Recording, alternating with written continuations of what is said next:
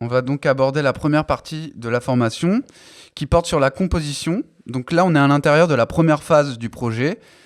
Donc première phase, composition, design sonore, enregistrement. Et ici, on va parler de la composition, c'est-à-dire poser nos idées dans FL Studio et raconter une histoire en fait. C'est vraiment le but de la composition, c'est d'avoir quelque chose qui parle à l'auditeur. Et on va voir un peu quelles sont les différentes techniques qu'on peut utiliser pour ça. Donc, on va commencer avec la chose la plus évidente et la plus immédiate dans FL Studio, c'est le step séquenceur, puisque c'est souvent ce qui apparaît en premier quand on ouvre le logiciel. Donc, ce step séquenceur, comme vous le savez déjà probablement, il nous permet de programmer très facilement des drums. Donc, pour ça, on va utiliser un exemple concret, c'est-à-dire qu'on va essayer de programmer une boîte à rythme avec un effet machine gun sur le hi-hat. C'est un effet qui est pas mal utilisé en trap. Et pour ça, on va aller dans les options donc, de notre projet. Et ici, on va voir qu'on a le beats per bar ainsi que le steps per bit. Donc ici, on va rester sur du 4, mais on va utiliser une division plus importante du temps. C'est-à-dire qu'au lieu de mettre 4, on va mettre 8. Et ça va nous donner une meilleure résolution dans le step séquenceur. J'entends une subdivision du temps. C'est-à-dire que là, chaque temps dans le step séquenceur va être divisé en 8 au lieu d'être divisé en 4. Et c'est ce qui va me permettre de réaliser des accélérations. C'est-à-dire on va être sur de la triple croche au lieu d'être sur de la double croche. Donc ça va me permettre de faire le fameux effet machine gun sur le hi-hat.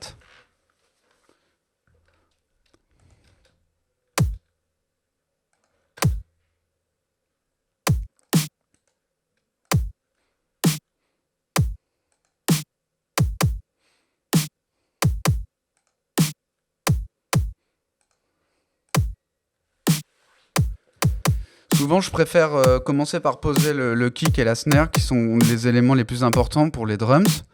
Donc ça nous permet déjà de savoir à peu près où on va. Donc là, je suis resté à 130 BPM, mais on peut choisir de le mettre peut-être un peu plus lent, par exemple.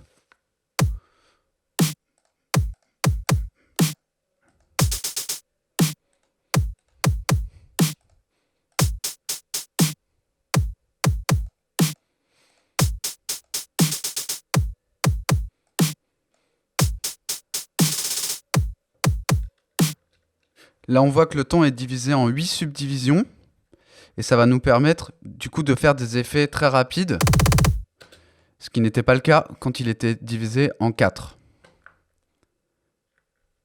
Donc là, par exemple, je peux ajuster mon tempo, 125, et on va se choisir des sons adaptés pour le type trap. Donc par exemple, on va prendre des sons de 808. Donc je vais dans mes packs, je vais dans les drums, et on va chercher des sons de 808. Alors je suis pas dans le bon dossier a priori. Voilà, ils sont là. Donc la snare 808. On va rester sur quelque chose de classique pour l'instant. Les hi-hats également. Ainsi que le kick. Le clap, j'en ai pas besoin pour l'instant. Donc en général, pour les drums, je préfère poser d'abord le kick et la snare, qui sont les éléments les plus importants. Et ensuite, on verra où on place le hi-hat, une fois qu'on aura posé kick et snare.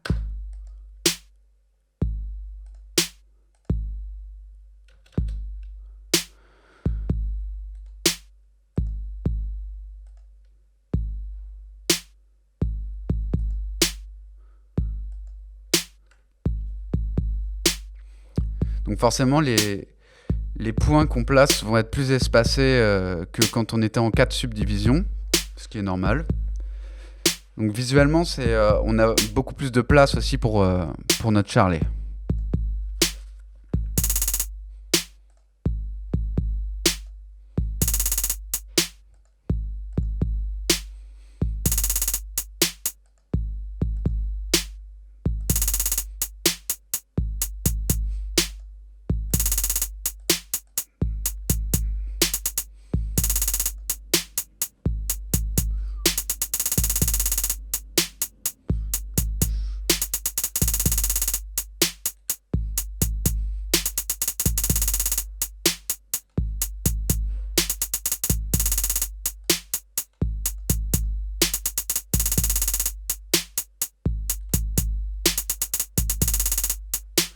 Voilà, par exemple, là, j'ai eu ce fameux effet machine gun sur le début de ma séquence. Et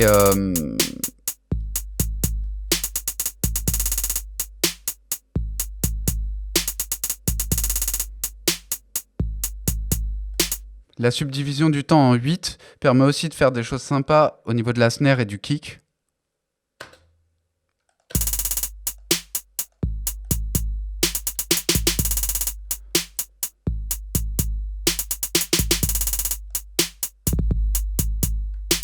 Par exemple. Et ensuite, je peux rajouter un petit peu de swing pour introduire du feeling. On entend sur les hi-hats que ça donne quelque chose de plus syncopé. Là, j'en ai trop mis, évidemment, mais après, c'est une question de dosage. On peut expérimenter avec plusieurs dosages. Par exemple, ici, ça lui donne un côté un petit peu moins mécanique.